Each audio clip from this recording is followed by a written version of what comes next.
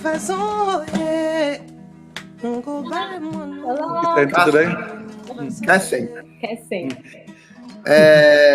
Segundo, claro, nós somos admiradores do Sissako e dos filmes dele. Ce sont des grands admirateurs de ton travail, ils connaissent tous tes films.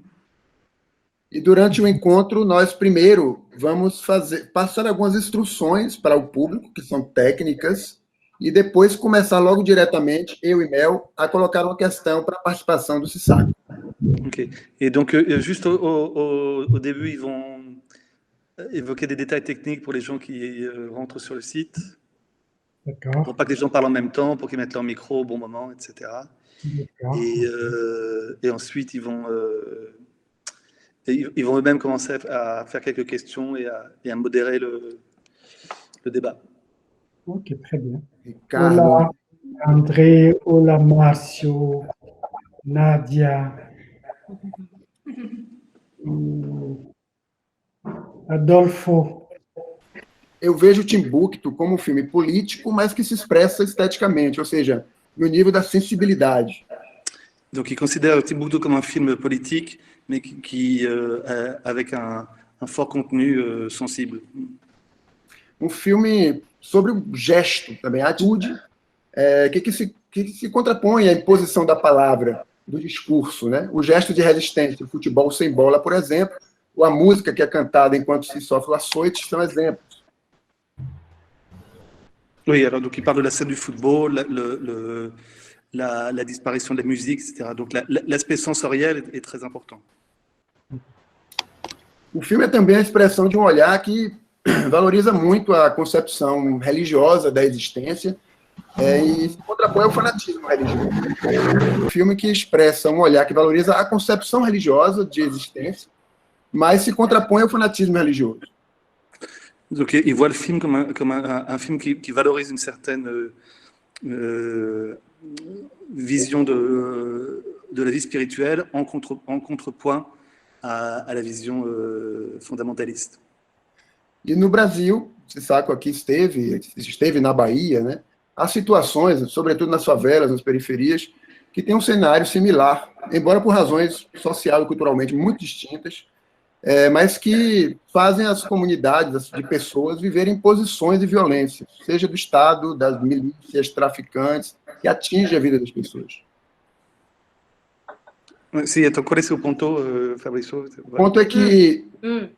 O ponto é que aqui no Brasil, sobretudo nas zonas de favelas e periferias, há situações de violência, de imposições, seja por parte do Estado, da polícia, ou de traficantes, que geram situações muito complicadas também, de imposições sobre a vida das pessoas.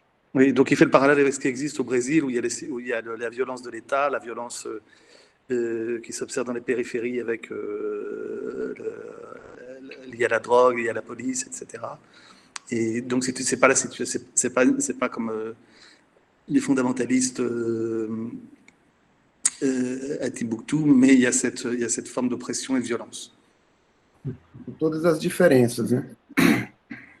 E também que, para lançar a questão, que os filmes de Sissako eu vejo como filmes que tratam de questões cosmopolitas, mas valorizando as vidas e as paisagens locais, suas histórias.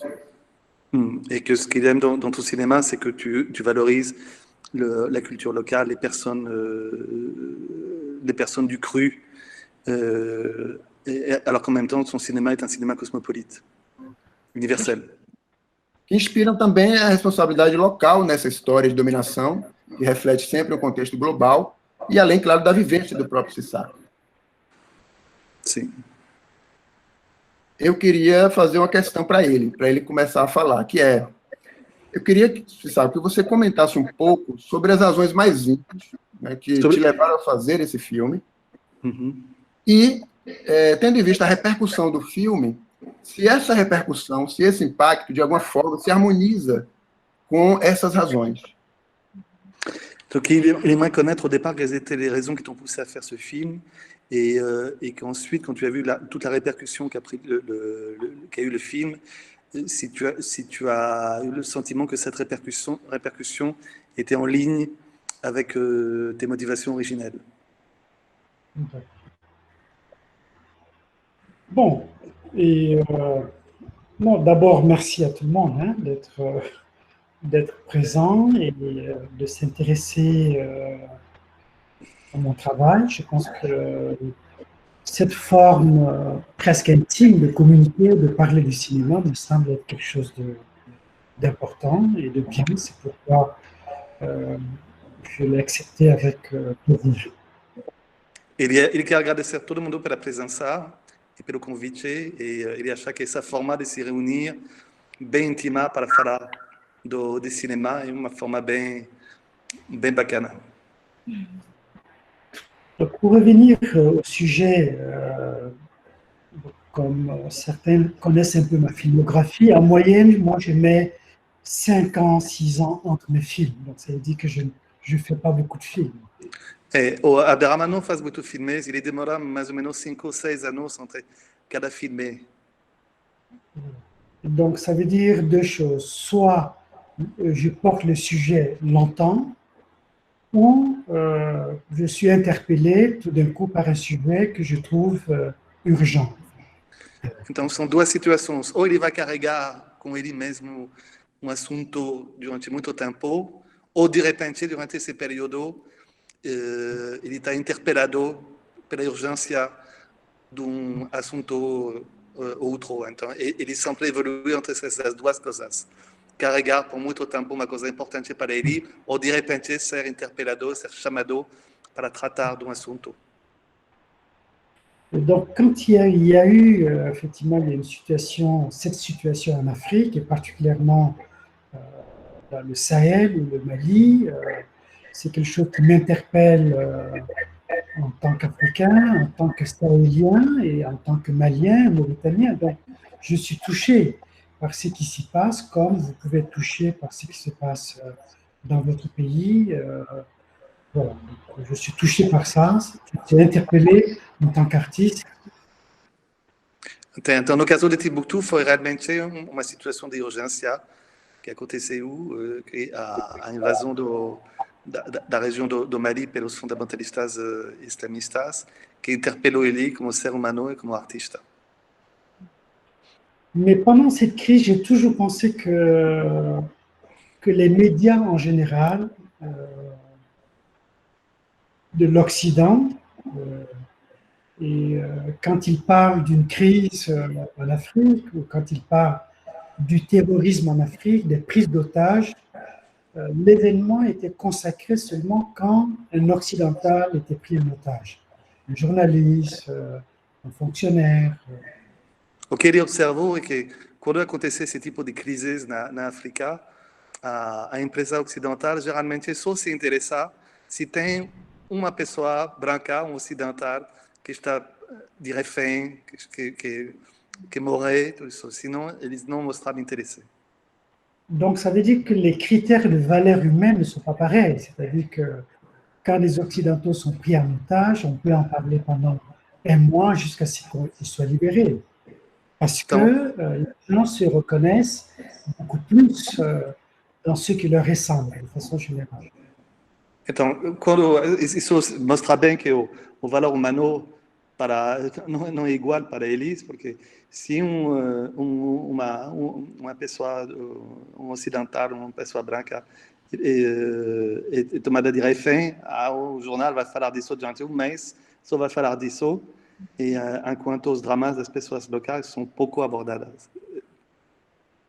Et moi, j'étais plutôt sensible du fait qu'il y avait des hommes et des femmes qui vivaient une prise d'otage, qui souffraient de manque de liberté, qui souffraient d'une forme de violence psychologique et physique.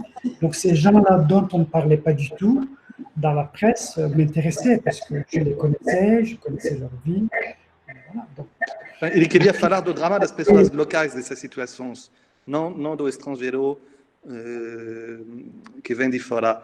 Então, ele queria falar da situação de violência, de opressão, a vivência cotidiana das pessoas locais nessas situações de drama. Donc, je pense que tout simplement, je joue mon rôle comme vous pouvez jouer votre rôle de cinéaste. Hein. Je pense que c'est juste Et est-ce que l'ampleur du film, je m'y attendais? Non, on ne s'attend jamais. L'objectif d'un film, ce n'est pas qu'il y ait une ampleur, à mon avis.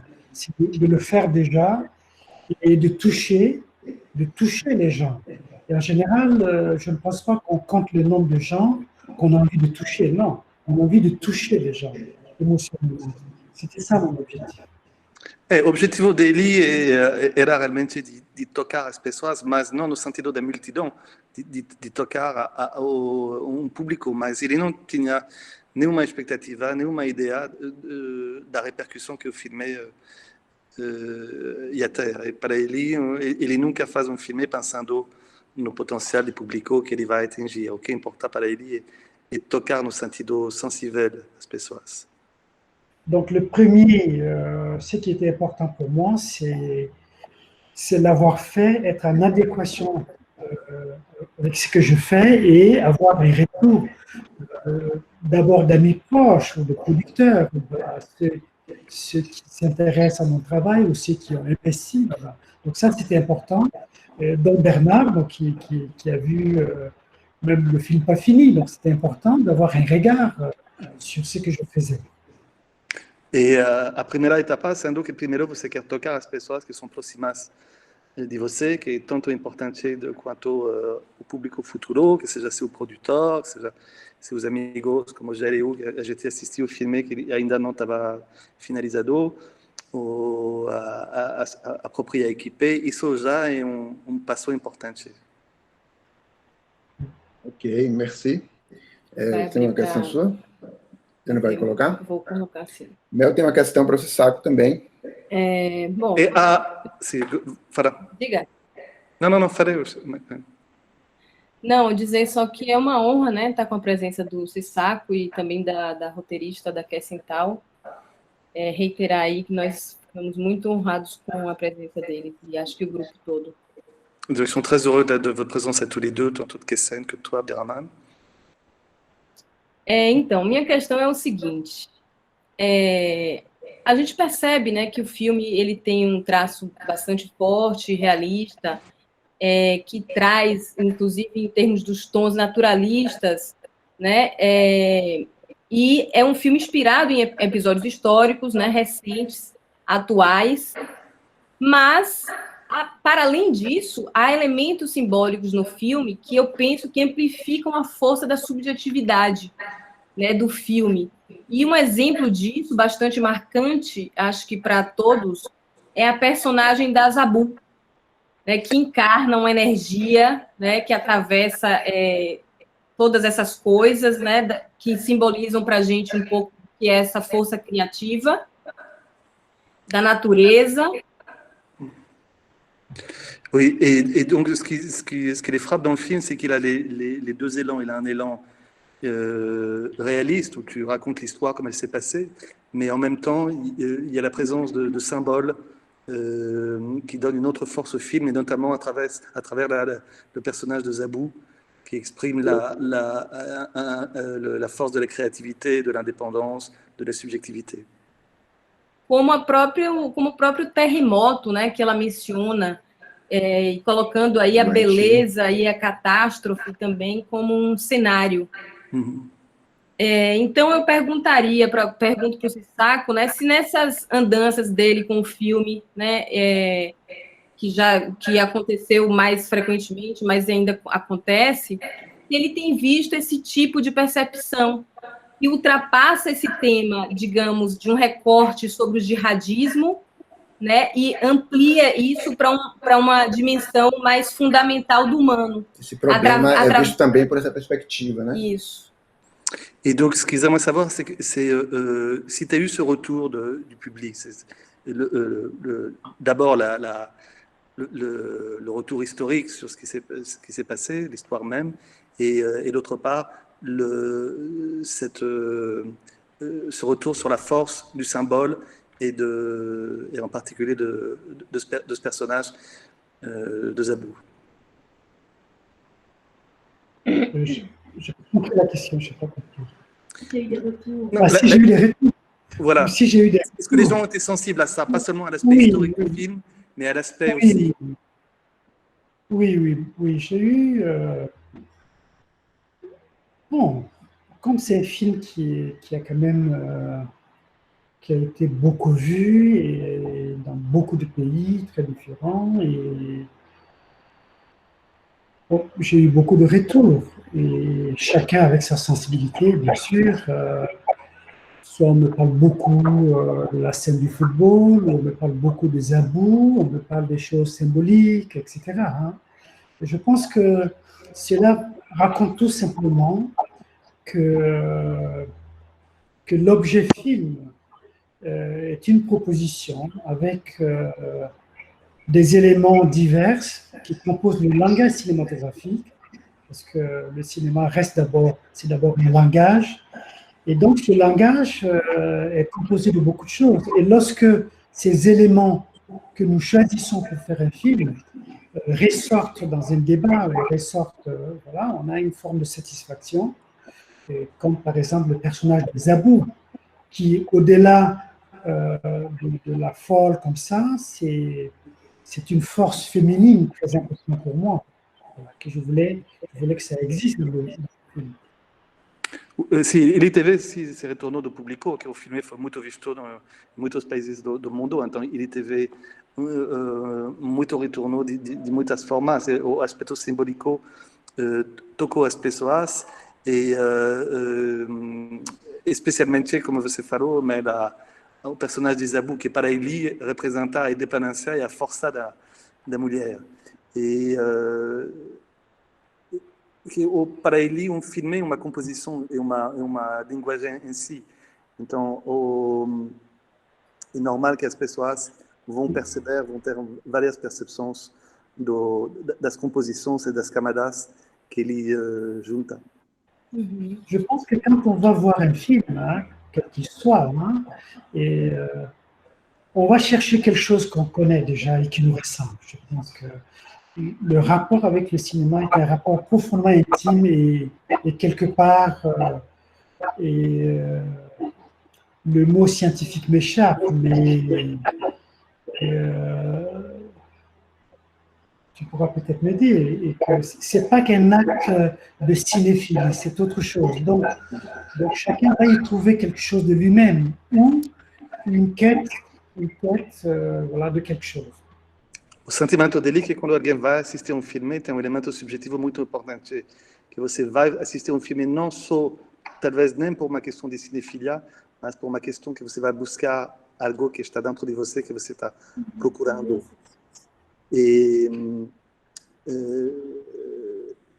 então tem essa relação íntima com o desejo do filme, que para ele é mais forte do que o desejo do conhecimento externo em si.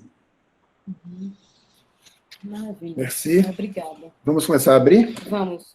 A gente vai começar a abrir para as pessoas, mas eu gostaria de começar com a participação de Adolfo. Nós falamos mais cedo, Adolfo, e eu queria muito que você participasse. Gente, Adolfo, quem não conhece, acho que a maioria de vocês deve conhecê-lo.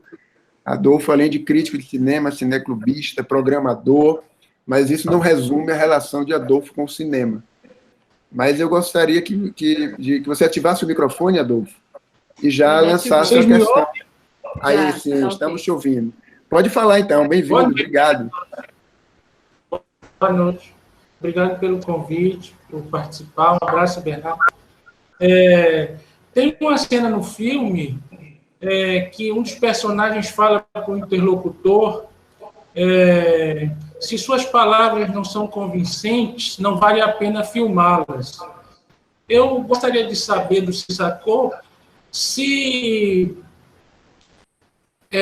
a palavra é um elemento fundamental na poética dele, como a palavra ela se articula na mise-en-scène e na própria construção fílmica da obra dele. Okay. Et donc, ce que Adolfo te demande, Adolfo, c'est un curateur, un critique de cinéma ici connu et de longue date. Et donc, il y a une scène qui l'a frappé où un des personnages dit à l'autre, si ta parole n'est pas convaincante, c'est pas la peine de la filmer. Et il voudrait savoir ce que cela signifiait et quelle est l'importance du mot, quelle est la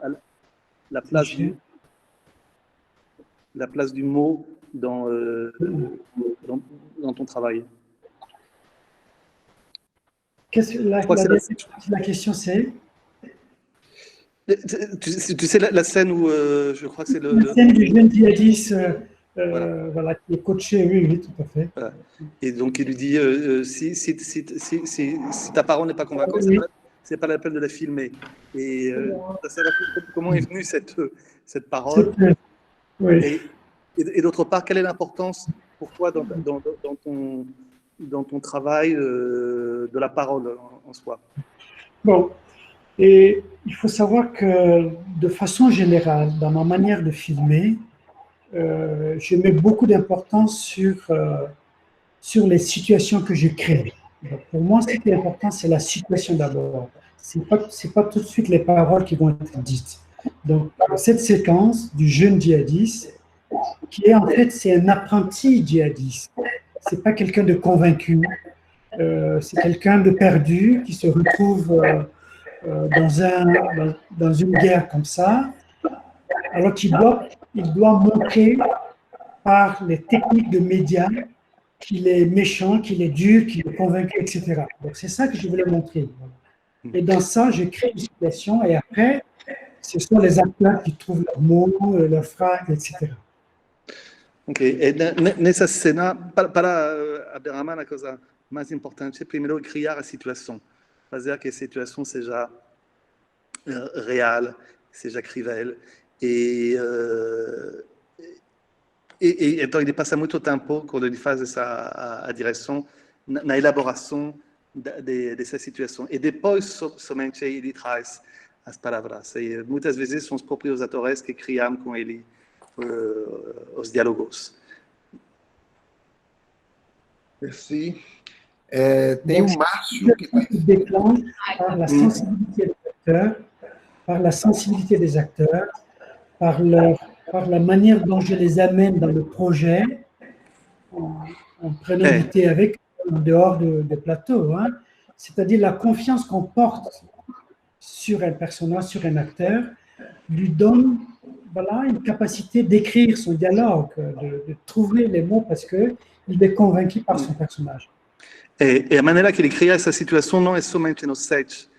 Ele passa muito tempo com os atores antes do filme para entender eles, para que os dois cheguem a um entendimento da situação que seja profundo. E assim o ator vai conseguir elaborar ele mesmo os diálogos com ele, criar as palavras. Mas para ele o que importa é já criar o ambiente da situação, depois dirigir e filmar a situação do jeito que ele quer mesmo. Merci. Ok. Tem uma pergunta da Adriana, eu vou ler, e depois, Márcio, você participa, que você está inscrito, tá bom? A Adriana menciona o seguinte, ela quer um comentário do Sissako sobre um aspecto, as cenas em que há uma comunicação entre as pessoas, né, de diferentes línguas, é difícil, né, comentários como o árabe é muito ruim, às vezes sugere que se fala inglês, realmente, e, por outro lado, tem a arte, a música, a presença do futebol sem bola, do simbólico, fazem com que as pessoas estejam conectadas. Ela sugere um comentário do Sissako sobre essa relação entre a barreira da língua e a conexão por outros modos simbólicos. Como se chamava? Adriana a fait l'observation suivante, c'est qu'elle observe que d'un côté, à travers le langage, les gens ont beaucoup de mal à communiquer. Il y en a un qui trouve que l'autre ne parle pas bien arabe, ils se parlent en anglais, ils ne s'entendent pas. En revanche, en dehors du langage, à travers la musique, à travers le football, la communication passe. Est-ce que ce parallèle était intentionnel? Oui, en fait, je pense que quand on fait un film, il y a une intention de toutes les façons profondes de faire passer quelque chose, d'être harmonieux dans... voilà, parce que pour faire passer quelque chose, il faut une harmonie. Et si d'un côté, il y a un dialogue hésitant, des langues hésitantes, de l'autre côté, il faut que la forme du film arrive à faire passer. Oui, je pense que c'était volontaire, sans que ça soit une approche théorique. Sì, era realmente un'intenção de fazer essa oposição entre essas duas maneiras de comunicar, uma que não funciona com as palavras e outra que funciona através da música, do futebol e tudo isso, mas o que, como a intenção do cinema sempre é um negócio perigoso, o que ele cuidou é que de preservar a harmonia entre essas duas maneiras de comunicar, que não seja uma coisa óbvia, sabe? Que tiver convergências e correspondências para que as pessoas captem de maneira sensível a intenção. Merci. Vou abrir para Márcio. Participe, Márcio, por favor. Boa noite a todos. Está dando para me ouvir? Sim. Sim. Boa noite a todos. Obrigado pela oportunidade. A Tal, a Sissako. No filme, vimos algumas ações dos fundamentalistas islâmicos para desejarem algumas mulheres da vila, né? Eu queria saber dele se ele colocou essas cenas, né, como referências a passagens bíblicas, como 1 Pedro 3:1 e 1 Colossenses 3:18. Você está se referindo a sobre a sujeição. Opa. Desculpe, Márcio, você está se referindo a que cena e não escutei, cortou no começo. As cenas de alguns fundamentalistas sujeitando algumas mulheres. As mulheres, a todo tempo, alguns fundamentalistas querendo que elas casassem com eles. Entendeu? Por meio da força e do medo. Se isso é alguma référence bíblica, essas passagens bíblicas. Est-ce que dans les scènes où on voit les fondamentalistes essayer d'obliger les femmes à faire ceci ou cela, à vendre du poisson, à se couvrir, à se marier, etc., est-ce que tu as pensé à des références bibliques ou pas spécialement? Non, pas du tout. Pas du tout. Je me suis inspiré des choses qui se sont passées, des anecdotes, des histoires que j'entendais. Bon. Après, je pense que c'est pourquoi je dis que regarder un film va beaucoup plus loin que le film. Donc, c'est comme si chacun porte un regard qui va quelque part, moi, après coup, m'apporter, comme ce que dit Marcio. Voilà, l'analyse de Marcio, il a probablement raison dans sa perception, mais ce n'était pas mon intention. Moi, mon intention, c'est rarement une définition théorique avant. Ele não tinha essas referências bíblicas quando ele elaborou essas cenas. Foi histórias que ele escutou, aquela anedotas e tudo isso. Mas isso dito, acho que a percepção que se tem de uma cena para um espectador é tão importante quanto o conceito dele, que sua percepção não está errada, está provavelmente certa, mas ela vem de outro lugar, como a gente falou sobre a importância da subjetividade do espectador. Et le plus important pour moi, c'était, quelque part, c'est même pas l'histoire des djihadistes. Hein, moi, je pense que le plus important, c'est que je voulais parler de la violence, de la violence humaine, de comment des gens qui nous ressemblent, qui sont pourtant des gens simples, peuvent tout d'un coup se retrouver dans une situation d'absurdité et de violence. Et là, je me sers du djihad, mais pour moi, ça va beaucoup plus loin que le sujet, voilà, du djihad. Para ele, o assunto do filme não é só a questão do fundamentalismo islamista, e também a questão da violência e a entender como pessoas simples como vocês e eu chegam a praticar uma violência tão radical em algumas circunstâncias. mais aussi, c'est pas que sur la violence, c'est aussi et surtout sur la résistance humaine, la résistance passive. Isso é lado, mas também a resistência, a capacidade de resistir de povo diante essa violência. Et tu peux interdire à quelqu'un de chanter, mais il va chanter dans sa tête. Ça, tu peux pas lui interdire ça. Ça, c'est une résistance. Você pode proibir uma pessoa de cantar publicamente, mas ela pode cantar na cabeça dela.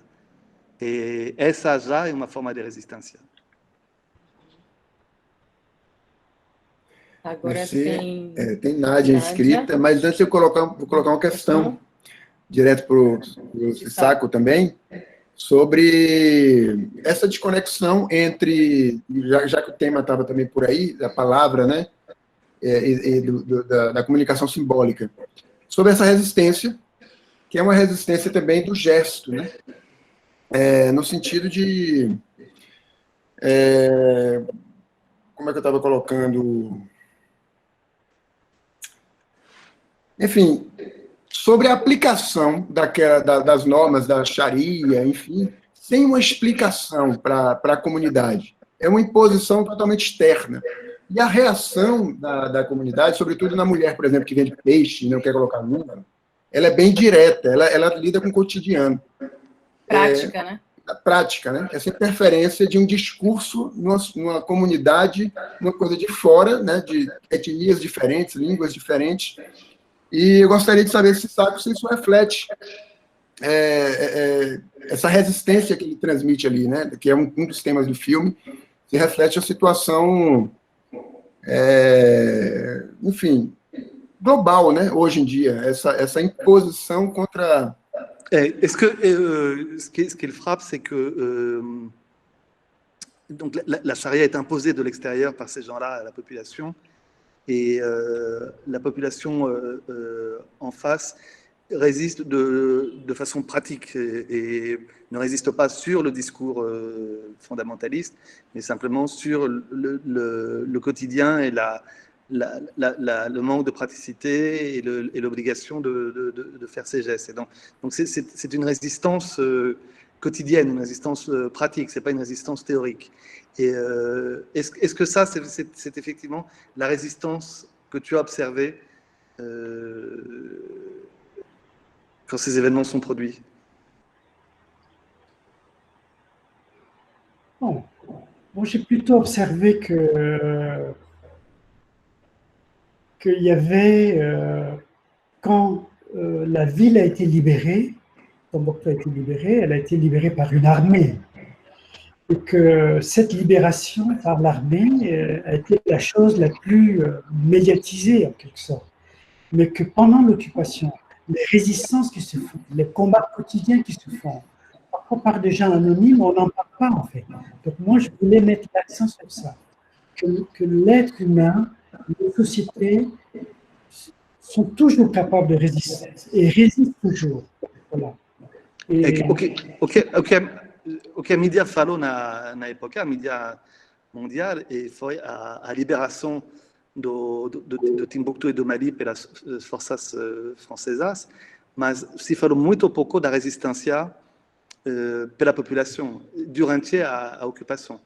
E então o que Abderrahmane estava querendo fazer mesmo é falar dessa resistência, mostrar que a resistência é sempre possível e que ela antecipava muito, de uma forma mais arriscada, a intervenção das forças militares. Et dans une société, si on oublie une société qui est en guerre, mais dans une société où il y a par exemple la corruption, lorsqu'on fait le choix d'être honnête, on est résistant, on est dans la résistance. Parce qu'on s'oppose quelque chose, des valeurs qu'on ne veut pas partager, donc on résiste. Por exemplo, um exemplo que a gente conhece bem é que uma sociedade que sofre de corrupção, o fato de recusar a corrupção, de querer ser honesto, já é uma forma de resistência. Sauf que ces petites résistances, c'est pas vu comme des héros, donc on n'en parle pas, en fait. Que não se fala dessa forma de resistência, as pessoas que praticam essa forma de resistência não são heróis, na visão deles, são heróis tanto quanto os militares. Mais quelque part aussi, c'est normal qu'on n'en parle pas beaucoup, parce que être honnête, c'est une normalité, c'est pas une façon d'être égoïste aussi. Bem, de uma certa forma também é normal, porque ser honesto deve ser o padrão, então não deve ser um ato de heroísmo, mas essa resistência é tanto importante quanto a resistência física ou a resistência militar. Merci. Vamos abrir para a Nádia e depois a gente joga. Davi. Ok, então, Nádia, por favor. Eu não vejo os recados, então eu agradeço as pessoas, eu vejo às vezes, mas eu não tenho como responder o que tem.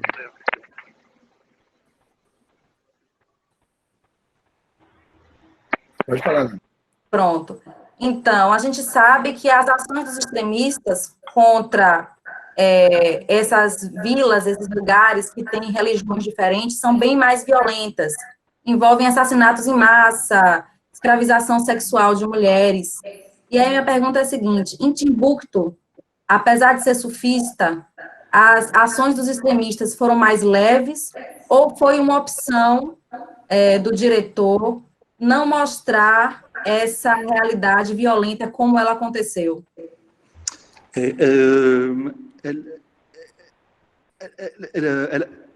Elle a trouvé que dans Timbuktu, la relation des actes pratiqués par les fondamentalistes était moins violente que ce qu'elle avait entendu parler dans d'autres endroits, avec les assassinats en masse, l'esclavisation des femmes, la violence sexuelle sur les femmes, etc. Et donc, elle voulait savoir si c'est un cas particulier au Mali, si effectivement l'invasion a été moins radicale, moins sévère, ou si c'est un choix que tu as fait, toi, de ne pas exagérer sur le radicalisme de la violence. Non, c'est un choix que j'ai fait pour ne pas rendre spectaculaire la violence, en fait.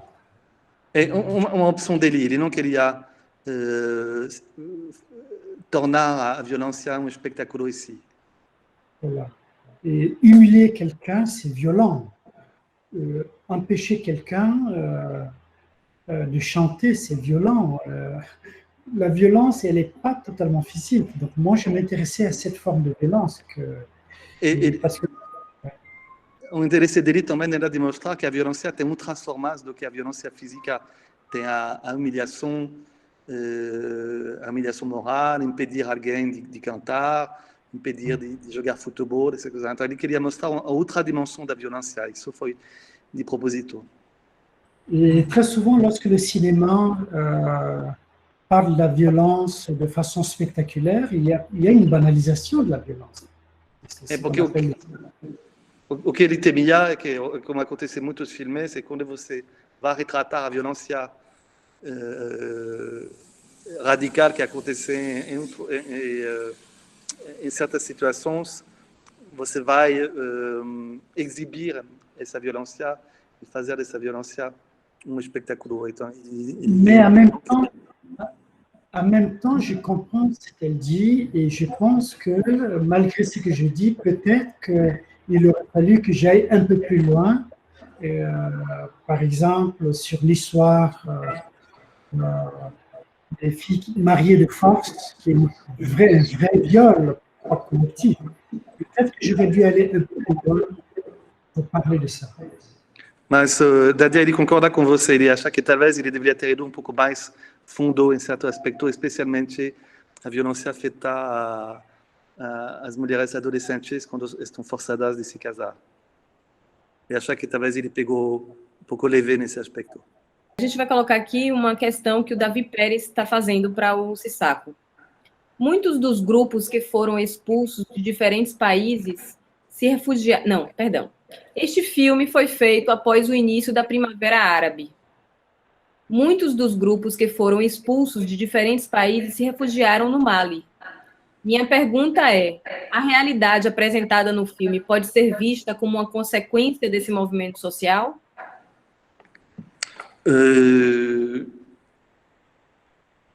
La question est de savoir si ce qui s'est passé au Mali, c'est la résultante du printemps arabe et du fait qu'il y a des populations, certains groupes politiques ou démographiques qui ont été expulsés de leur pays et donc du coup se sont réfugiés au Mali et ont tenté de prendre possession du Mali. Je crois que c'est le cas. Hein. Oui, c'est ça, c'est un mélange de beaucoup de choses, mais il y a ce facteur, c'est-à-dire que, vous savez, lorsqu'on décide de casser un pays comme l'Irak, c'est une décision.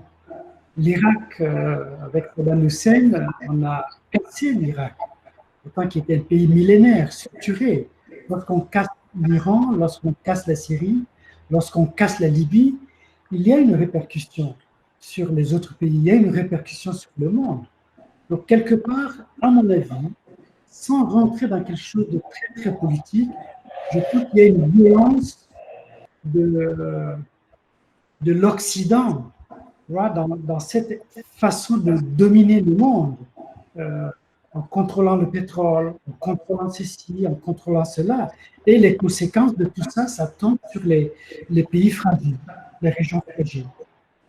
O David está certo, o Abderrahman quer apontar também a responsabilidade do mundo ocidental. O que aconteceu no Iraque, no Líbia, que o mundo ocidental quebrou esses países, quebrou culturas.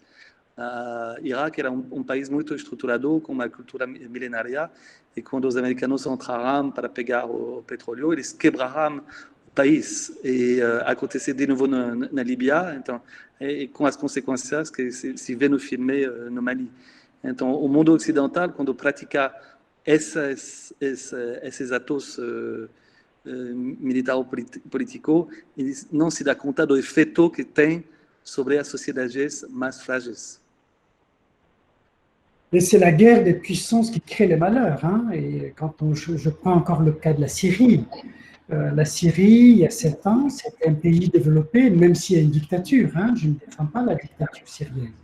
Mais les Syriens ne cherchaient pas à manger à Paris ni à Rome. Aujourd'hui, il y a 5 millions qui sont partis et qui sont arrivés jusqu'en Mauritanie. C'était des ingénieurs, c'était des médecins, c'était des comptables, c'était des enseignants, des femmes et des hommes qui se mettent à parcourir le monde entier, qui vont en Grèce, etc. C'était ça leur intention, d'immigrer ailleurs. Ele também o exemplo da Síria, que a Síria é uma ditadura, não se trata de defender uma ditadura, mas era país estável, era país muito desenvolvido, com todo mundo tinha empregos, tinha uma situação profissional, e de repente entrou o jogo dos poderes, os americanos, os russos, e o país explodiu, e hoje em dia são 5 milhões de habitantes da Síria que tiveram que sair do país, engenheiros, médicos, advogados, alguns deles se refugiaram no Mali. Então, o cinismo e o impacto que o jogo político dos poderes tem é dramático para as sociedades mais frágeis. Você tem uma pergunta? Na verdade, eu tenho uma colocação, mas se tiver alguma, pode então, dar. Então, eu vou ler a pergunta de Adriana, que é interessante. A Adriana menciona que, até lembra o filme A Coleção Invisível, né, que a gente perguntou sobre o Wesley, o menino. Ela pergunta sobre a atriz que fez Toya. A atriz que fez Toya, a menina do filme de Timbuktu. Sim. E ela pergunta qual a condição de vida dela, se foi o primeiro trabalho, e ela ficou encantada com a presença dela no filme. Adriana a fait une question qui est en relation avec mon film il y a 2 semaines où je parlais du petit garçon qu'on avait pris pour faire un rôle et qui aujourd'hui, c'est un jeune homme, il est en prison et il n'a pas réussi à structurer sa vie en dépit de l'aide qu'on essayait de l'apporter. Et donc il voulait savoir ce qu'il en était de... Você está falando de que personagem, desculpe? Toya. Ouais. De la petite Toya. Qu'est-ce qui lui est arrivé? Comment elle a évolué? Ouais. Bon, et je n'ai pas d'informations précises aujourd'hui sur Toya, mais il faut savoir que Toya, elle vivait dans un camp de réfugiés qui existe toujours, et elle a son père, elle a sa mère. c'est des gens modestes. Donc, A Toya morava num campo de refugiado com os pais dela. vraiment. Como que E, ainda existe? Mais c'est vrai que le cinéma, le film s'est focalisé sur elle comme l'exemple d'une jeune fille avec sa beauté. Mais elle mène sa vie, comme beaucoup d'autres gens, parfois difficilement. Et je pense qu'un de ses problèmes à l'époque, c'était l'école, parce que l'école dans ce camp de réfugiés n'était pas très bien. Et c'est une fille qui voulait vraiment étudier. Et j'ai discuté un peu à l'époque avec son père, mais je me limite parce que c'est une famille. Do que ele usava, ela continua a vida lá no campo de refugiado, mas o desafio dela na época era ir na escola, porque não tinha escola, não tinha possibilidade de educação no campo de refugiados. Merci. Eu queria fazer uma questão que é o seguinte: na abertura do filme, aquela cena muito forte, né, em que tem aquele animal correndo e a gente vê os jihadistas na caminhonete atirando no animal, e um deles diz uma frase que para mim é muito simbólica, que é: não mate, Câncio. E, ao longo do filme, a gente vê que muitos daqueles jihadistas, né, que se envolveram na luta armada, enfim, o filme não deixa isso claro, mas nos insinua que eles poderiam ter uma vinculação com o universo da arte, né, ou seja pela dança, seja através da música, ou com o próprio futebol. E eu fiz uma associação no sentido de que, de alguma maneira, é como se o sistema, né, seja ele de uma guerrilha, ou seja ele o status quo, nos sufoca, e aí a gente vai pela brecha, a gente termina cedendo, né? Então, me ensinou isso, essa frase. Não mate, Câncio. Elle se pose la question d'une phrase qui est au début du film, où quand il chasse l'animal et que l'un crie épuisez-le, ne le tuez pas. Et est-ce que cette phrase a une résonance plus forte, un symbole plus significatif pour le reste du film que Non, je pense que le premier symbole d'une situation, c'est le ressenti qu'on a lorsqu'on entend une phrase. C'est le premier ressenti. Ce n'est pas ma définition. Je peux, parce que vous me posez la question, je peux définir. Mais je pense que la première définition, c'est vraiment le ressenti. Não foi assim que ele percebeu, mas como ele já falou, a questão da maneira que você vai perceber, do que vai sentir, é tão importante quanto a intenção dele.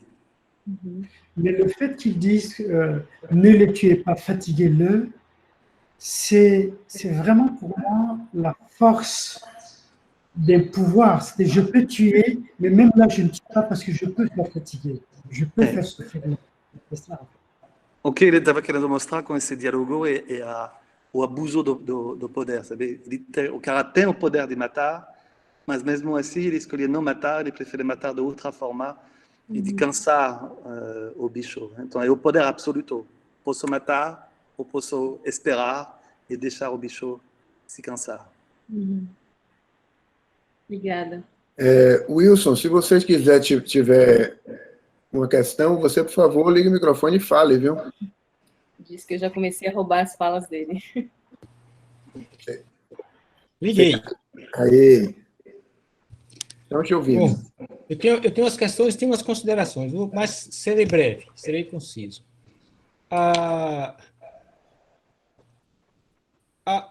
Eu vi esse filme me despertou uma série de coisas interessantes. Por exemplo, eu fui estudar um pouco o que era jihad, fui estudar um pouco de Islã, quer dizer, me despertou um bocado, fui olhar umas entrevistas do Sissako de 2015, e aí eu queria colocar, quer dizer, me moveu muito, e à noite que eu assisti o filme, eu quase não dormi direito, porque o filme ficou muito me impregnando, né? E ainda me remeteu aos filmes anteriores que nós vimos, e algumas cenas me vieram muito fortes de filmes anteriores, como se ele potencializasse coisas que eu já vi. Teve esse efeito na minha subjetividade, né? Tem uma pergunta, uma resposta do Sissako a uma entrevista em 2015, em que ele diz que, dando conselho a um jovem cineasta, ele diz para o cineasta trabalhar de mãos com a dúvida. E eu gosto muito da dúvida, porque a dúvida para mim, a dúvida é da condição humana. Eu queria saber se ele acha que a dúvida é da condição humana, né? Considerando esse trabalho dele nesse contexto. Eu vou fazer essa pergunta. Oui, et donc, comment est-ce que vous nommez, desculpez, porque tu virou Maury, mas não... Wilson. Oh, Wilson. Wilson a beaucoup aimé le film, à tel point que quand il l'a vu, il n'est pas arrivé à dormir la nuit, et il est pratiquement à tous les débats. Et donc, il a fait diverses relations entre le film et les autres films qu'ils ont vus dans les autres débats. Et il est tombé sur une interview que tu as donnée en 2015, où tu conseillais à un jeune cinéaste de douter. Et il voulait savoir si, à ton avis, le doute fait partie de la condition humaine. Ah, totalement. Totalement. Je pense que le doute, si je dois en parler de façon générale, et c'est lié à mon métier, certes, mais c'est autre chose. Le doute, c'est déjà ne pas prétendre, ne pas avoir de prétention et ne pas avoir de prétention à la perfection. Le doute, c'est laisser une possibilité de s'améliorer, c'est une ouverture. Le doute, c'est être capable de recevoir l'imprévu. Le doute, c'est beaucoup de choses. Ele concorda com você, Wilson, que para ele a dúvida é fundamental, não só para não ser uma pessoa pretensiosa, mas uma pessoa que pretende melhorar, uma pessoa que pretende adquirir conhecimento, uma pessoa que não acha que já sabe de tudo. Et le doute, c'est laisser la place à l'autre aussi. L'autre, que ça soit un couple, que ça soit dans une classe, dans une école. Le doute, c'est laisser l'autre aussi exister. Também na dúvida, abrir espaço para outro existir. Eu tenho mais algumas considerações. Eu queria falar a cena do futebol é belíssima. E o cara chutando a bola sem existir e a poeira levantando, ficou uma cena assim ontológica, belíssima aquela cena. Fiquei muito encantado com ela. Agora, tem uma cena no início do filme que me chocou, que era os invasores atirando em ícones africanos, em ícones de madeira e ícones de cerâmica. E me chocou muito aquele tiro que ele deu na teta de uma figura feminina, e arrancou a teta, e houve um close naquela imagem. Aquilo me chocou bastante, me impactou bastante. Teve uma coisa que me chamou a atenção, foi que eu vi pessoas ordenhando vacas, ordenhando cabras, vi pessoas vendendo peixe, vi pessoas preparando alimento, vi pessoas tomando chá, mas não vi pessoas fazendo refeição juntas. E essa cena, eu senti a falta dela. Não acho isso um pecado, mas eu senti isso, porque faltou só essa. Porque estava preparando alimento, inclusive. Teve outra coisa... Deixa traduzir, Wilson, porque eu não sou um profissional, depois tá bom. Esquecer. Et donc, la scène du football, évidemment, ça l'a profondément marqué. Et également la scène au début où les islamistes tirent sur les statues, et notamment sur la tête de la statue féministe. La statue féminine. Et ce qu'il a beaucoup apprécié aussi, c'est les scènes du quotidien, les ventes, les gens qui s'occupent de leur bétail, qui vendent du poisson, etc. En revanche, il y a quelque chose qui l'a gêné, c'est qu'on ne voit pas les gens manger ensemble. Il n'y a pas de moment de repas collectif où les gens sont ensemble pour manger. Et ils se demandent pourquoi. Bon, je pense qu'un film, c'est pas de faire tout aussi.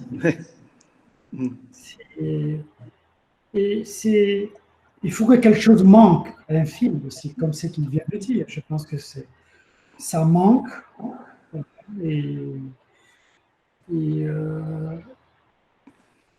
Si c'était un film français, je l'aurais fait certainement.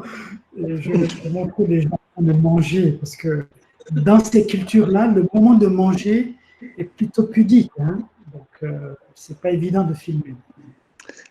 Bom, na verdade,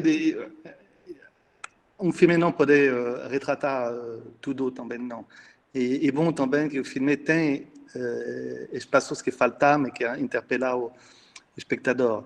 E ele acha que talvez se fosse filme no contexto francês, ele teria filmado pessoas almoçando juntos e tudo isso, mas ele acha que lá na cultura do Mali, o ato de comer é ato que exige mais pudor, é ato que mais que vem com mais solidão do que se pode achar. Ok. Tem uma cena quando os invasores invadem a mesquita com arma e calçados. E o líder barra eles e expulsa eles da mesquita. E eles obedecem. Aquilo ali eu achei muito bonito, muito, muito belo mesmo. E a força moral do líder, né? Só que tem outra cena onde o líder vai interferir para a moça não ser obrigada a casar com o invasor e os invasores não obedecem. Mas isso não mostra que o líder foi mais fraco, mostra só a estupidez da força, né? Outra coisa que eu gostaria de dizer também é que como é que ele consegue fazer um filme tão real, né? tão duro, tão impactante, né? E com coisas tão duras e sem despertar na gente sentimentos ruins. Todas as cenas do filme, nenhuma desperta em mim sentimentos de ruins. Eu fico consternado, mas não desperta a vingança. Eu acho isso muito bonito. Ele conseguia essa linguagem poética.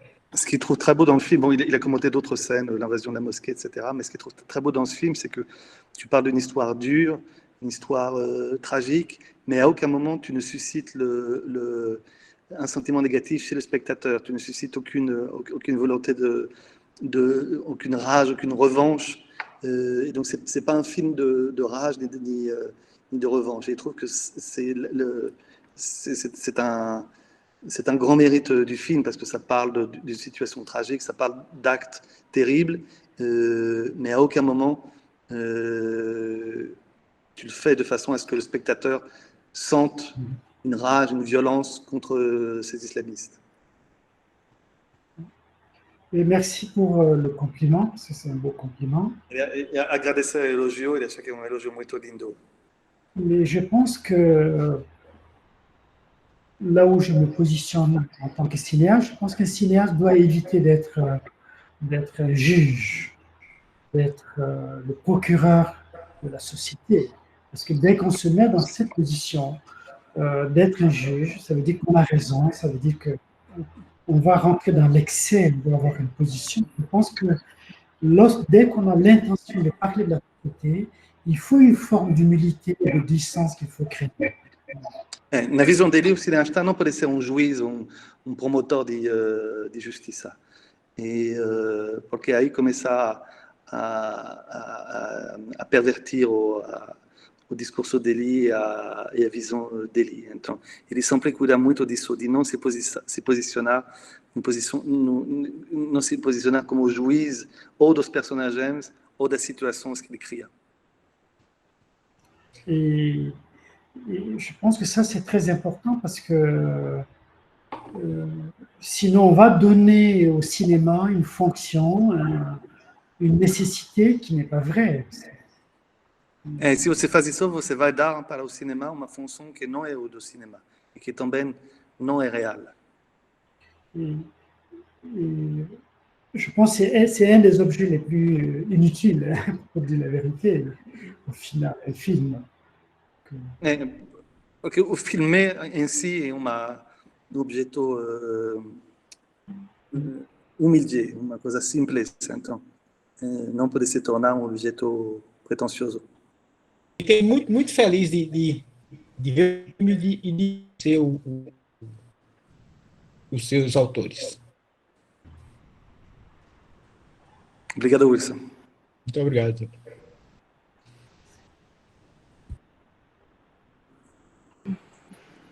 seguindo o raciocínio de Wilson, a bela posição de Wilson, pensamento de Wilson, e a resposta de Sissako, eu lembro da cena do agricultor que mata o pescador.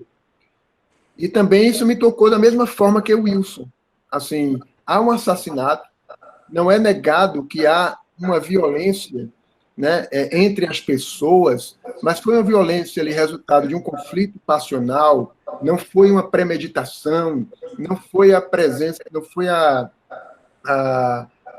digamos assim, o ódio instituído, mas o momento em que o agricultor, o pastor, né, nômade, ele sente a gota d'água, que a gente chama de a gota d'água, né?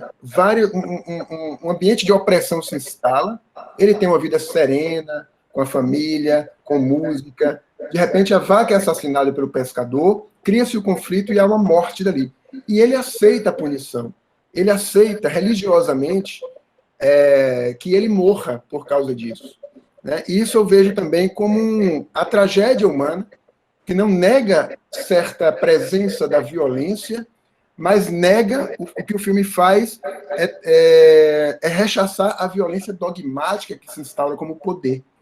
Né? Então, isso também me tocou de forma complexa nesse sentido. Ce qui a frappé Fabrizio, c'est que dans ce meurtre qui se passe entre l'éleveur et le pêcheur, ça arrive de façon subite, non contrôlée, et en plus, ce qui est encore plus émouvant, c'est que le meurtrier finalement accepte son destin. Et donc, il y a une forme spirituelle qui est d'accepter certaines situations de violence qui arrivent malgré nous. C'est très juste. Uma visão bem... Et quelque part,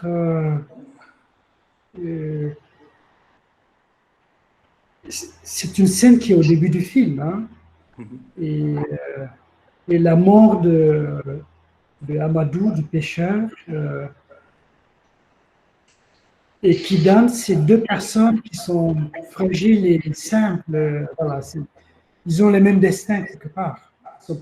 Ils ne meurent pas de la même façon, mais voilà, c'est ça la fragilité. Voilà, des gens simples. La scène de la mort du pêcheur, non? Montrer, voilà. Uma cena na primeira parte do filme que o que importa é que são duas pessoas simples, os dois. São pessoas que, como você falou, que isso não foi uma morte premeditada, mas as duas pessoas são vítimas das próprias condições delas e dessa violência que foi não desejada, mas aconteceu. A tragédia também. Vamos abrir para a Suzana, que está inscrita. Isso, depois o Marcos. Depois o Marcos Aber. Suzana, pode falar. Oi, boa noite. Estão me ouvindo? Sim. É uma alegria. Oi, Bernardo. É uma alegria falar com o diretor, a roteirista de um filme que eu já assisti algumas vezes e que gosto muito. O que eu queria perguntar para o Sissako é que tem um psicanalista italiano radicado no Brasil que diz que o que move a maioria assim, dos fundamentalistas, esses que são missionários, é a incapacidade que eles têm de viver à altura do que eles pregam, né? Dos preceitos que eles pregam. E é até mesmo de uma inveja de quem não respeita esses preceitos. Eles têm essa inveja. Eu percebi no filme em Timbuktu, uma cena em que um dos jihadistas atira numa árvore, num arbusto, que na paisagem se confunde com uma mulher deitada e a árvore é um pubis. É uma cena, é muito lindo isso, parece uma mulher deitada assim, e ele vai e atira várias vezes nessa árvore, como se ele quisesse destruir o próprio desejo, ele está atormentado por esses desejos. O que eu pergunto é se Sissaco também concorda que os fundamentalistas, na verdade, essa luta deles é contra os próprios desejos. Se eles tentam destruir no mundo o que eles não conseguem destruir neles próprios.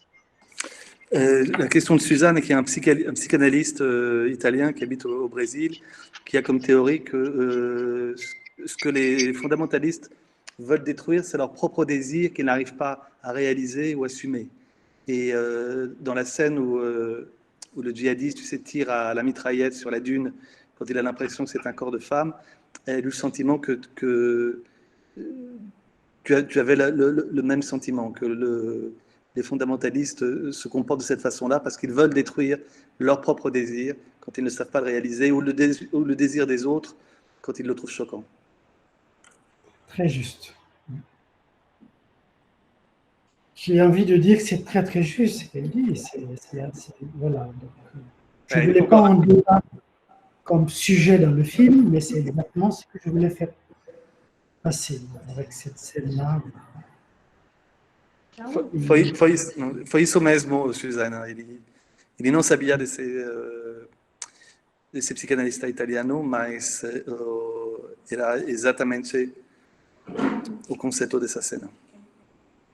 Et on le voit dans la scène quand Abdelkerim vient voir Septima, la femme de Kidane. On voit dans la distance, on voit le désir.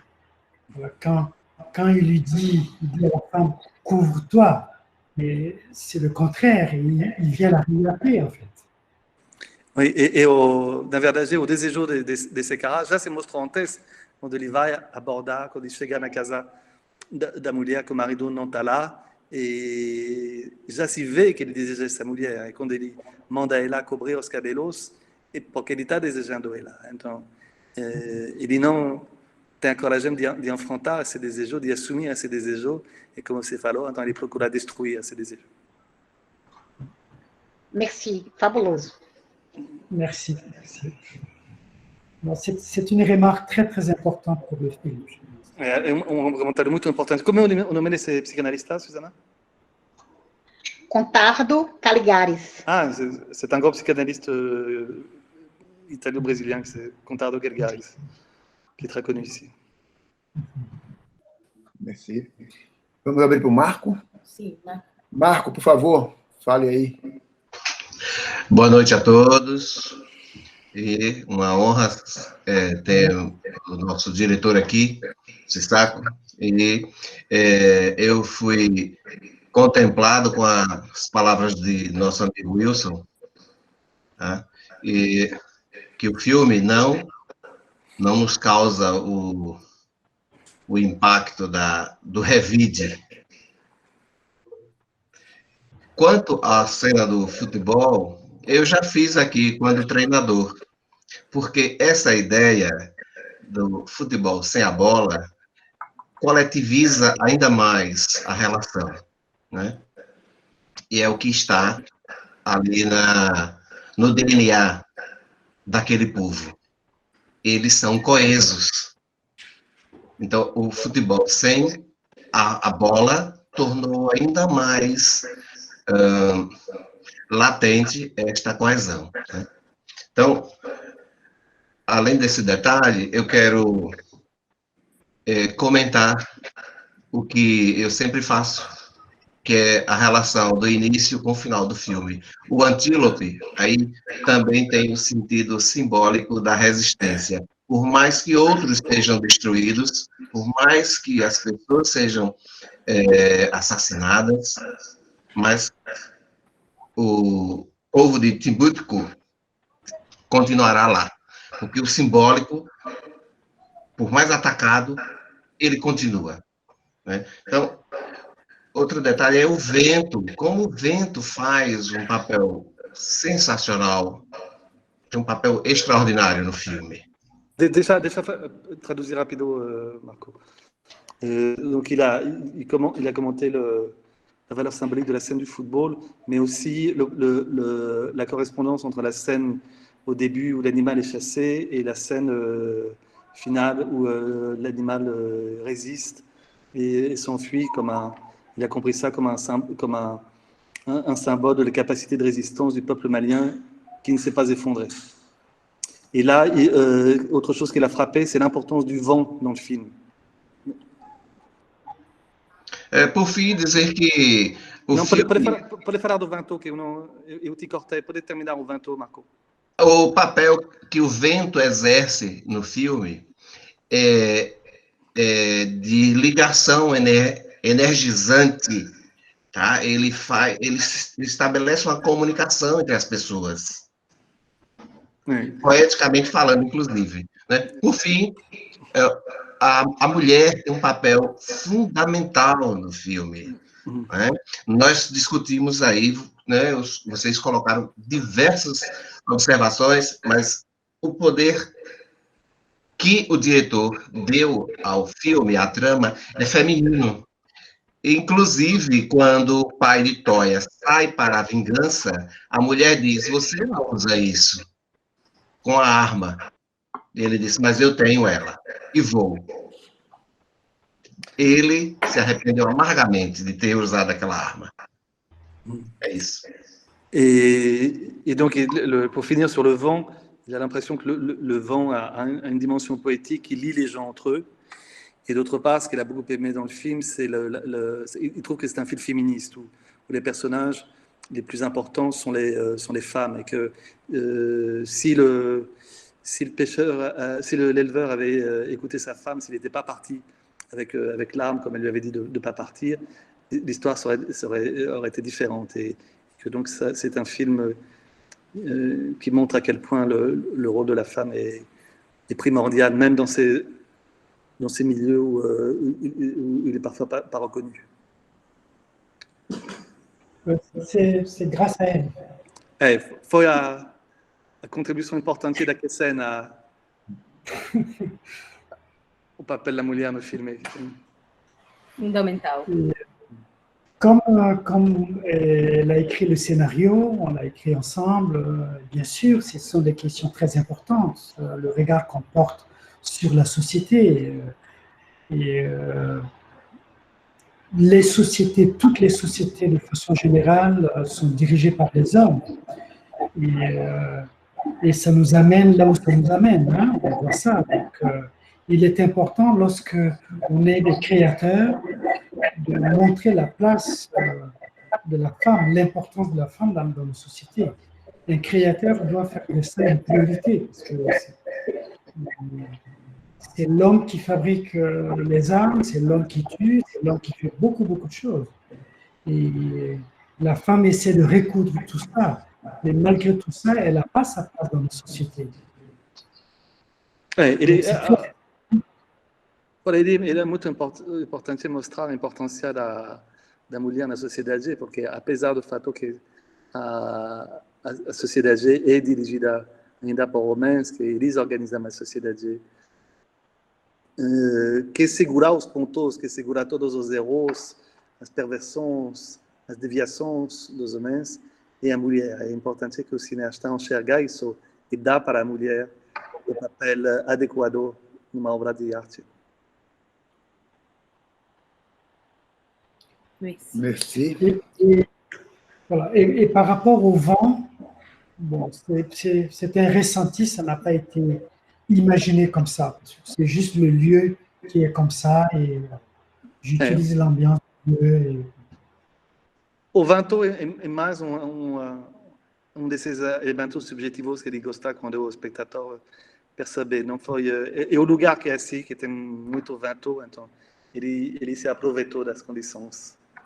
Bon, je pense qu'il a ressenti le vent parce qu'il y a un travail, à mon avis, musical dans le film qui est très important et qui parfois nous fait ressentir des choses. Hein, et lorsque le travail de la musique, la composition musicale est réussie, il y a beaucoup d'éléments qu'on ressent aussi dans un film.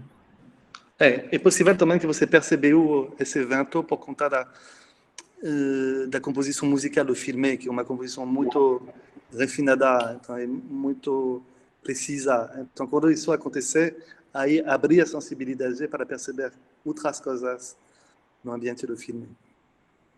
Et par exemple, la scène du football dont il a parlé, que d'autres gens ont parlé, quand on regarde cette scène, si vous le regardez une deuxième fois, si vous le regardez. Et je pense vraiment que c'est l'écriture musicale qui donne l'émotion à cette scène. S'il n'y avait pas une musique comme ça, si elle n'avait pas été travaillée, créée pour cette scène, ça allait être un effet esthétisant. Mais ce que moi je cherchais, c'était l'émotion. Et l'émotion est arrivée grâce à la musique. C'est pour juste dire que, voilà, que l'écriture cinématographique, c'est beaucoup de gens à la fois. Sensibilité. E a composição musical era especialmente importante para a cena do futebol, que você comentou, Marco, porque para ele, sem a música nesse momento, a cena não funciona. Poderia ser uma cena só com uma dimensão estética. E a cena tem forte conteúdo emocional por conta da música. Então, o que ele está concluindo é que realmente filme se constrói a partir da contribuição de várias pessoas, que não só o diretor. Merci. Antes de colocar uma pergunta feita por Hannah, eu gostaria de saber do Sissako e da Kessen, né? Porque o filme tem uma estrutura bem cíclica, né? Porque começa e termina, né? O Marco gosta desse tema, com a corrida, com a fuga. E eu gostaria de saber se na concepção do roteiro ele foi concebido previamente de forma bem definida, ou se durante o processo da filmagem esse roteiro foi sendo redefinido e reinventado, se foi mais dinâmico esse processo também. Ou até na montagem. Sim. Ce que Fabricio demande, c'est si, quand on voit le film aujourd'hui, on a l'impression qu'il est très construit, avec des correspondances entre le commencement et la fin. Et donc, il faudra savoir si, avant de filmer, le scénario était déjà très construit ou s'il s'est élaboré, non seulement pendant la réalisation, mais également pendant le montage, s'il était ouvert ou déjà bien élaboré. C'est tout ça à la fois. C'est tout ça à la fois. C'est-à-dire, il est construit mentalement, mais il n'est pas décidé non plus. Les choses arrivent au tournage, les choses sont construites. Je pense que oui, parce qu'il y avait dans la construction, c'est aussi la construction d'un film, c'est être capable de se contenter de peu de choses. Donc, dans ce sens, il y a une construction, ce qui se passe. Mais pour moi, la phase du montage est un moment extrêmement important. Donc, je pense que beaucoup de choses se sont passées en ce moment-là.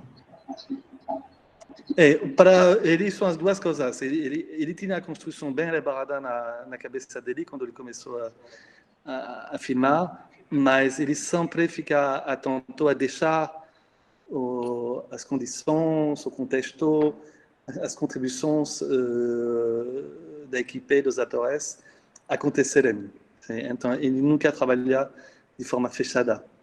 E a mesma coisa aconteceu durante a montagem. A montagem é uma etapa muito crucial para ele, que na montagem ele também reconstruiu ou construiu coisas que não eram definidas anteriormente na cabeça dele. Estava lendo a pergunta de Hannah sobre o jihadismo. Se ele entende o jihadismo na região como uma opção para aqueles que acabaram sem opção, uma ilusão de empoderamento radical diante de um cenário de caos e violência, e sobre a ignorância comum dos jihadistas sobre a religião, o paradoxo de ter que implementar uma religião, de ter esse poder que eles não conhecem, que não a vivem, né, de uma forma religiosa. É isso. E qual é a pergunta? Desculpe, não. A pergunta seria sobre como ele entende o jihadismo, se seria uma falta de opção àqueles que estão vivendo aquela tragédia, né, e o empoderamento ilusório que dão a ele o poder de implementar uma religião, né, numa comunidade sem conhecerem verdadeiramente essa religião. Ela pergunta sobre o entendimento do jihadismo de Sissako em torno desse problema. Est-ce que la question est comment tu comprends le pouvoir que le djihadisme a sur certaines populations? Est-ce que ça résulte de l'ignorance religieuse ou est-ce que c'est une forme de donner du pouvoir à des populations ou des gens jusqu'à présent ignorés? Moi, je pense que c'est trois choses. C'est l'ignorance et l'intérêt de certaines personnes qui est lié vraiment au profil et la pauvreté. Et la quoi? La pauvreté est capable de vraiment de transformer l'être humain, hein, de l'amener vers des choses. C'est essentiellement la pauvreté. La pauvreté aussi bien intellectuelle que la pauvreté. Hein. Para ele, o islamismo fundamentalista é o resultado de três coisas. Primeiro, claro, uma forma de ignorância. Segundo, por algumas pessoas, um interesse mercantil ou pelo poder. E terceiro, situação de pobreza que leva as pessoas a fazer coisas por conta das condições delas. Okay. Luiz, né? Luiz Quintela está inscrito. Luiz, pode falar, por favor. Oi, gente, estão me ouvindo? Sim. Boa noite. Na verdade, a pergunta que eu queria fazer, até sobre ela sendo comentado aqui na conversa, eu queria saber sobre o papel, em especial, daquela senhora que aparece com vestes coloridas e com a galinha, né, o galo, a mão, e por que havia o respeito dos jihadistas a ela, né? Ela faz oposição, ela não segue os costumes que eles querem implantar, mas, em compensação, também ela não é punida. Et en relation à la question antérieure, la personne voudrait savoir pourquoi est-ce que justement les islamistes témoignent du respect pour Zabou? Pourquoi est-ce qu'ils ne cherchent pas à abuser de leur pouvoir contre elle? Mais parce que pour eux, puisqu'elle est folle, donc elle peut chanter, elle peut. Moi, Zabou, je montre par elle tout ce que les djihadistes empêchent chez la femme. Voilà. Et ils acceptent seulement celle que considérée comme folle. Voilà pourquoi et Zabou peut s'habiller comme elle veut, Zabou peut danser, Zabou peut fumer, et Zabou peut même le traiter de con. Mais c'est pas grave parce que c'est une femme. Eles não abusam do poder deles com Zabou, e eles, de uma certa forma, respeitam Zabou, porque ela é uma mulher que eles percebem como louca. Então, ela não está percebida como uma mulher normal para eles. E, então, eles deixam ela fazer o que acontecer, porque ela não é uma mulher na percepção deles, ela é só uma louca.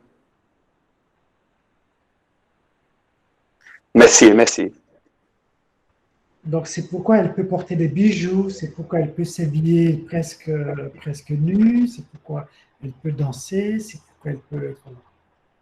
Por conta dessa loucura, ela pode se vestir como quiser, dançar, ter joias e tudo isso, porque ela não é uma mulher que nenhum deles vai casar ou vai namorar. Ela é só... Et d'ailleurs, c'est la seule femme à côté de laquelle le djihadiste vient s'asseoir, vient voir, regarder. J'ai pas compris ce que tu as dit à la fin, on a découpé. Et c'est la seule femme à côté de laquelle le djihadiste vient s'asseoir dans sa cour. Voilà. É a única mulher que esse jihadista vem sentar ao lado no quintal dela. Verdade. Entendi. Merci, obrigado. Eu queria fazer uma questão. Se em algumas das experiências, né, de Sissako, nas exibições do filme, ele em algum momento foi questionado sobre esse cuidado que ele teve, né, ao meu ver, de colocar uma camada humanista né, nesses jihadistas. A primeira cena em que eles aparecem com o primeiro prisioneiro, em que se demonstra um cuidado, a questão da saúde, dos remédios, enfim, a entrega do óculos, se em algum momento ele foi interpelado por de alguma maneira, colocar uma camada de humanismo, né, nesses seres humanos. Quand tu as commencé à montrer le film, à le tourner ici et là, est-ce qu'on t'a reproché d'avoir été trop humaniste? Par exemple, au début, dans la scène au début, quand il donne des médicaments à l'otage, tu t'es forcé de ne pas montrer leur côté monstrueux. Est-ce que cet humanisme, on te l'a reproché ensuite? Non, on ne me l'a pas reproché. Et moi, je m'étais beaucoup renseigné sur le milieu, sur comment les choses se passaient. Donc, j'avais quelques informations réelles. Et donc, non, parce que les gens ne m'ont pas reproché. Peut-être, souvent, Eu acabei de dizer que a gente vai partir para o encerramento, desfecho aqui. Tem uma pergunta do André. Ele ficou de responder a minha pergunta. E ele estava respondendo a pergunta de Mel. Foi. Qual foi? Mas eu não escutei. A minha pergunta, na verdade, ele já tinha, sobre a humanidade. Você já tinha traduzido para ele e ele estava respondendo. Só que aí você não chegou a traduzir para mim. Não sei se você chegou a escutá-lo. Non, non, écoutez. C'était quoi sa dernière réponse, Kesen? Pardon? La dernière réponse d'Abderrahmane, c'était quoi? Sur la violence, est-ce que... Il est en train de répondre. Alors, je disais que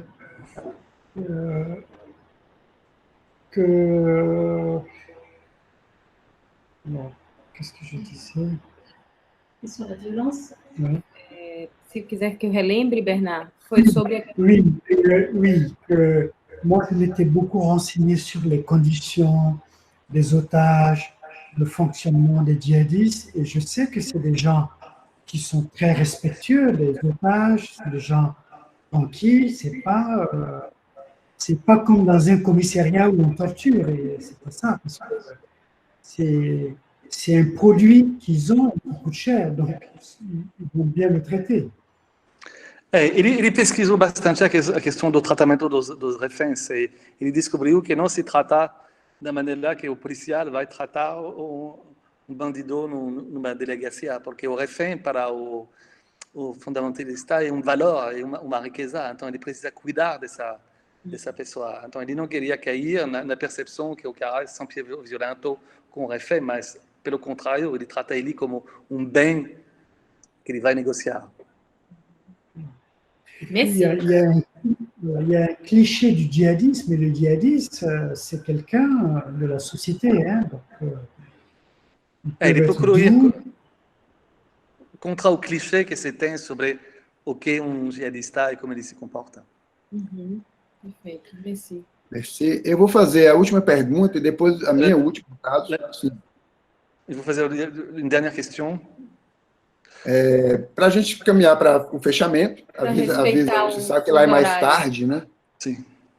E depois eu vou fechar com o André, que está inscrito, né? Isso. Mas só queria saber desse saco, já foi comentado um pouco, mas alguém perguntou aí sobre a recepção do filme em países ou com pessoas e populações islâmicas. E também o filme deixa, como ele já comentou, né? É muito aberto à subjetividade, que torna o filme mais forte, mas também sobre como ele insta a responsabilidade, né, das pessoas que estão vivendo essa opressão e resistem de alguma maneira. E como ele vê essa questão do colonialismo, o papel também dos próprios países, como nós, o Brasil, ou mais tardiamente ainda os países africanos que se libertaram já ainda nos 60, bem mais recente, como ele vê o papel hoje, né, da parte dos povos que foram colonizados, tiveram sua independência e ainda continuam com esse problema. É fruto, claro, da interferência, como ele falou, externa, mas também envolve as questões internas de cada país. Como ele vê isso hoje, nesses países africanos? Ficou claro?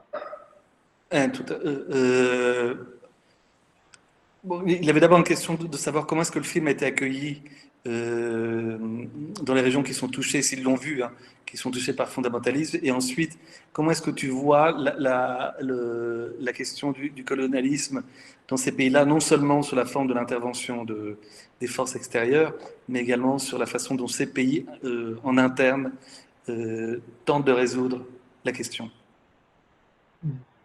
Donc, pour la première partie de la question, donc le film, le peu il n'a pas été beaucoup vu hein, dans les pays du Sahel, disons, mais à chaque fois, ça a été un moment important et a beaucoup touché les gens. Ele foi pouco visto o filme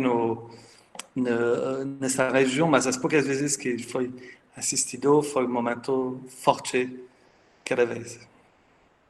Et par rapport à la question de la colonisation, c'est une question très vaste. Pour moi, aujourd'hui, la colonisation, c'est le capital. Il y a tellement de formes de colonisation. Bon, voilà, j'ai plutôt une théorie marxiste là-dessus, en fait. Voilà. Para ele, a questão do impacto do colonialismo hoje é a questão do colonialismo do capital, no sentido marxista, é que essa é mais o desafio do que o colonialismo histórico.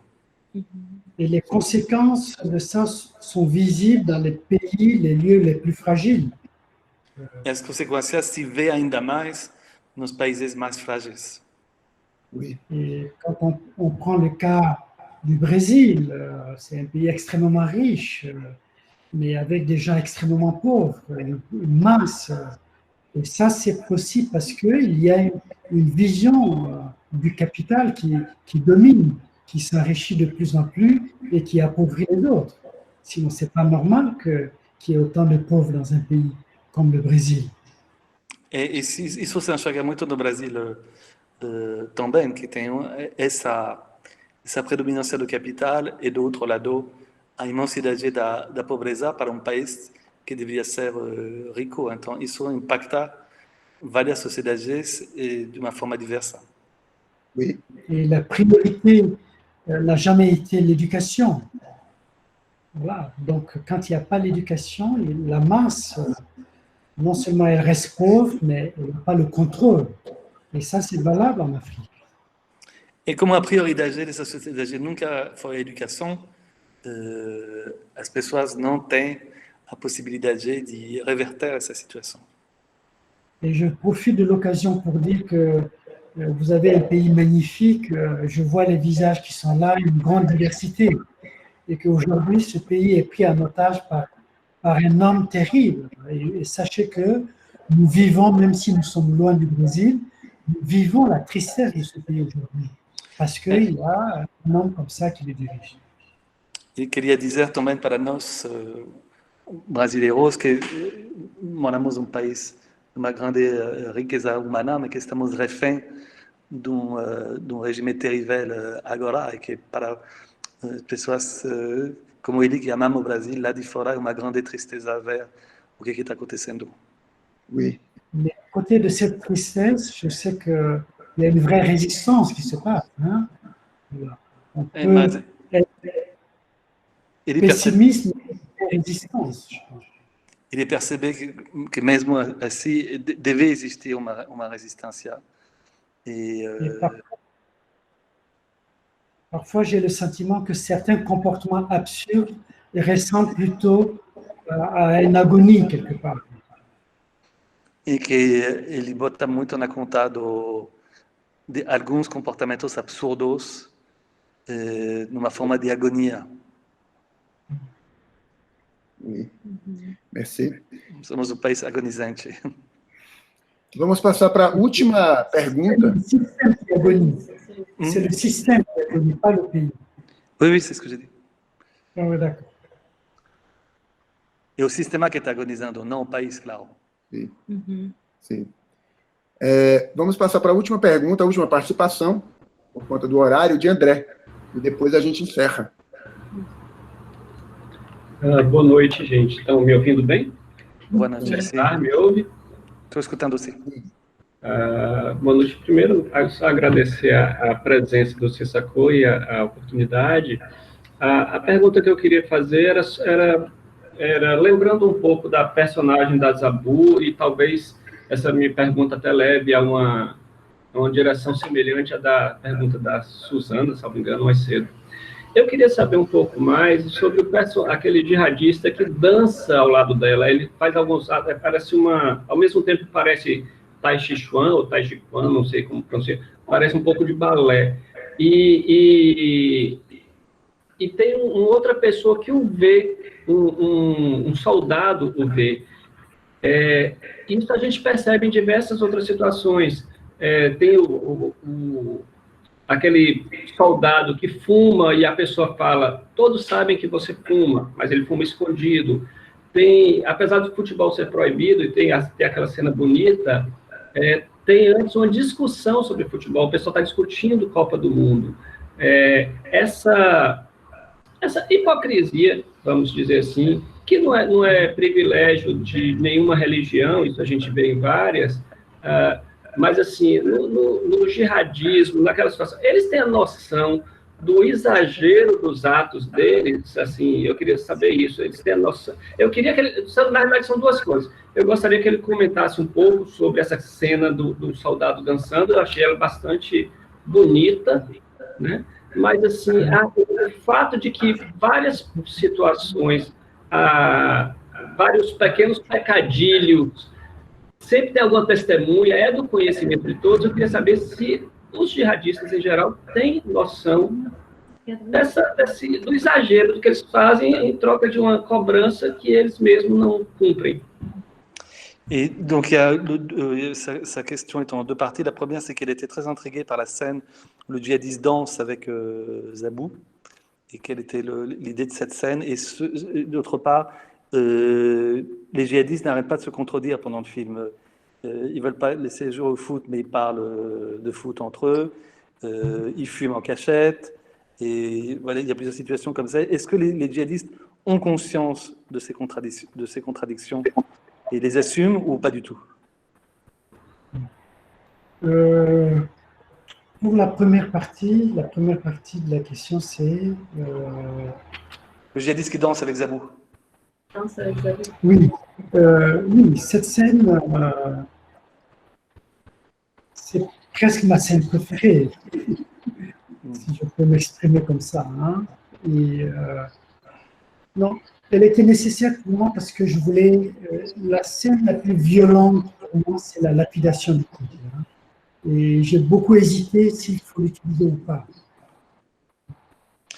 Para ele, é uma das cenas preferidas dele do filme, a cena que o jihadista dança com a Zabou. É especialmente importante porque ele ficou muito na dúvida sobre a cena ao lado dessa cena do casal que está apedrejado. Então, a violência do apedrejamento para ele gerou a necessidade dessa outra cena.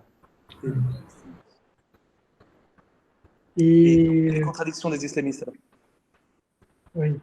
Et donc, pour terminer sur cette séquence du djihadiste qui danse, et la scène de la lapidation, dans le scénario au début, c'était une scène que je voulais faire par l'animation, en fait. Parce que je ne voulais pas que ça soit un moment spectaculaire. Et donc, le fait de le monter avec le djihadiste qui danse, harmoniser un peu la scène. Originalmente, ele estava com muito medo da cena de apedrejamento, que ele não queria fazer uma cena, como ele já falou, de violência espetacular. Ele até pensou fazer dessa cena uma cena de animação, em vez de mostrar, em vez de filmar a realidade dessa cena. E no final, ele resolveu fazer essa cena que você mencionou, para criar o equilíbrio, para criar uma outra dimensão que ia suavizar e deixar menos radical e violentamente espetacular o apedrejamento. Et pour moi, cette danse aussi humanisait le djihadiste. que c'était important d'humaniser la barbarie, parce que voilà, il est capable de se rendre compte qu'il se trompe.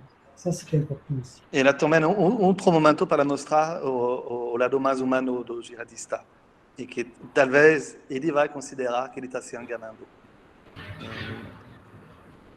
C'est aussi la réponse de la deuxième partie. Hein? C'est tous ces petits jeux, le djihadiste qui fume, qui triche, c'est les rendre aussi comme des gens normaux. E essas contradições têm a mesma ideia, mostrar que essas pessoas são, na verdade, pessoas simples, que se contradizem como qualquer pessoa no dia a dia. Derrière ça, il n'y a pas une vraie conscience religieuse, non. E a tradição não tem uma consciência religiosa, não tem uma percepção dessa contradição. São pessoas, como qualquer pessoa, que no cotidiano faz uma coisa, faz depois o contrário, sem se dar conta. Il y a un phénomène de groupe. Il y a un phénomène de groupe armé qui ont le pouvoir de l'art, des armes comme ça. Il n'y a pas une idéologie ancrée forte. Não é uma questão ideológica, é uma questão do poder armado de grupo. Merci. Merci. Atal, eu queria só que você transmitisse esse saco, a gente já vai encerrar, que você transmitisse a ele que o cinema dele passa tudo isso que nós conversamos aqui, essa abertura e esse olhar crítico para o mundo. Peraí. Ah, tá bem. Esse olhar crítico para o mundo, mas sem correr numa narrativa e no discurso que faça o filme perder a força, ao contrário. E o filme é capaz de falar tanto sobre a questão que ele aponta, quanto a ir além e no que está subjacente a essas questões. E é isso que eu queria falar do cinema dele, o que a gente chama de um cinema de mãos dadas com a vida, de pegar questões globais, né, e traduzir naquela vida local, através do cotidiano, um problema que nos insta a participar. Ce qu'ils aiment dans ton cinéma, c'est ce qu'ils appellent le cinéma de main donnée à la vie. Ce n'est pas un cinéma théorique, mais tu portes un regard critique et sensible sur des cultures locales, sur des réalités locales, mais jamais de façon discursive, toujours de façon sensible et humaine. C'est un film au niveau de la vie. E gostaria muito de agradecer a presença dele. Ouais, et donc, il vous remercie beaucoup. Il est très tard, tous les deux, de votre présence. Et que... A sua também, Bernard. Tá, muito obrigado por essa ponte. Foi ótimo. E a gente pode encerrar aqui. Se o Sissaco quiser colocar alguma última coisa, também, coloca a Kessen também, por favor, et a gente encerra. Si vous voulez dire quelque chose avant de conclure, et puis on va vous laisser dormir ou manger. Peut-être qu'Estelle veut rajouter quelque chose. Je vais rajouter une chose qui n'a pas tout à fait lien avec lui aussi, parce qu'à un moment donné, il a dit, et j'ai eu envie d'intervenir, il a dit que le pouvoir est aux hommes, de façon générale dans le monde entier, ce qui est vrai. Et j'ai eu envie de nuancer en disant, sauf en Mauritanie, paradoxalement, je crois que c'est l'un des pays au monde où les femmes ont assez de pouvoir. Il y a vraiment une forme de respect qu'il n'y a pas, voilà, en tout cas, dans la sous-région africaine. Kessen queria só corrigir negócio que o Abderrahmane falou, quando ele falou que na maioria da sociedade o poder está na mão dos homens, acho que onde eles vivem, os dois na Mauritânia, não é a realidade lá, que a mulher lá na Mauritânia tem poder bem maior do que em muitos outros lugares. É uma coisa que não se sabia, a gente sabia muita pouca coisa da Mauritânia. Então é muito bom saber. C'est bien de savoir parce qu'en fait, c'est pas la perception qu'on en a. Malheureusement, on connaît très peu la Mauritanie. C'est vrai. Oui. Et surtout, d'autant plus que, voilà, c'est souvent les mauresques sont voilées. mais c'est pas le voile, c'est pas religieux en fait, c'est ce que je veux dire. Au départ, c'est d'abord un vêtement qui est porté, un peu comme le portent les Touaregs dans le film. Ouais. C'était sa percepção, porque lá as mulheres têm tem um véu, mas esse véu, nessa cultura de lá, não é um véu de natureza religiosa, vem da cultura. E isso não diminui de jeito nenhum o poder que elas têm nessa sociedade. Merci. Mais sinon, ce que je voulais dire, c'est remercier Fabricio, c'est vous remercier tous et d'avoir créé une opportunité comme ça dans un moment difficile, hein, parce que la pandémie c'est partout, chez nous aussi, on est confinés, il y a de plus en plus de cas, et c'est là pour le Brésil s'ajoute, comme je disais, tristement, une folie humaine de votre dirigeant. Mais sachez que ce qu'on retient quand même, personnellement je retiens du Brésil, c'est la capacité quand même des gens de ne pas se laisser faire, finalement. Voilà, je suis optimiste.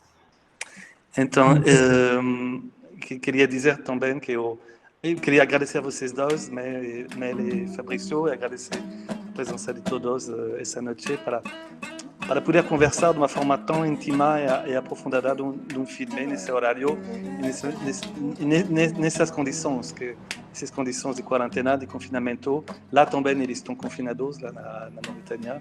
Então, a realidade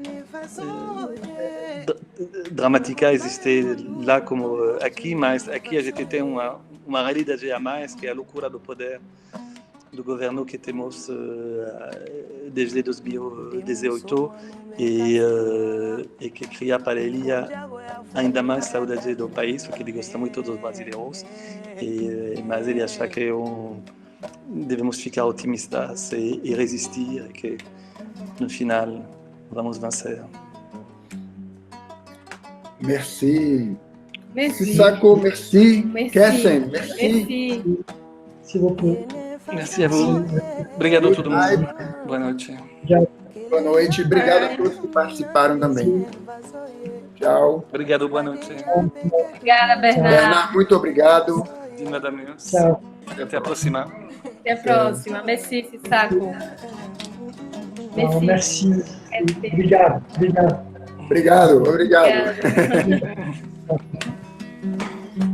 Koye ne façon, ngo vale mo luto.